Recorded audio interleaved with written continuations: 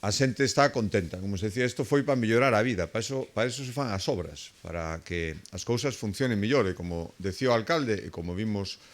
no percorrido polo Pantalán, pois o que antes era difícil, perigoso,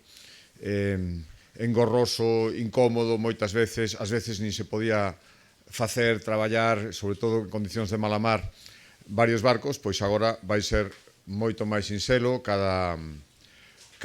embarcación co seu sitio para estar ali, para traballar cómodamente, sin ter que depender dos demais, sin traballos que antes levaban moito tempo e, ademais, con moitísima máis seguridade, que iso tamén é fundamental. Tanto, esta hora levou moito tempo, é certo, as tramitacións ambientais son longas, moitas veces máis longas do que deberan. Aí temos que intentar mellorar todos, porque estamos todas as administracións implicadas na emisión de informes, e despois están as propias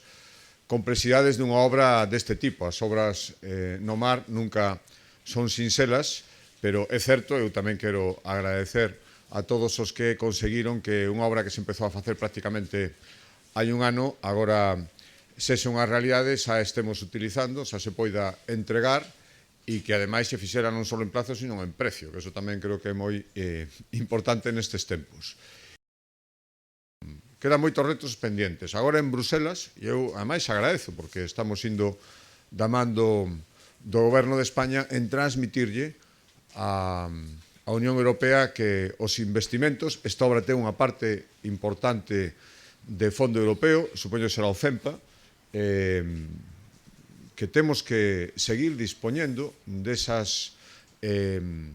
recursos europeos para poder seguir millorando unha parte moi importante da economía de Galicia. Por lo tanto, temos que seguir traballando conjuntamente o Ministerio da Xunta de Galicia para transmitir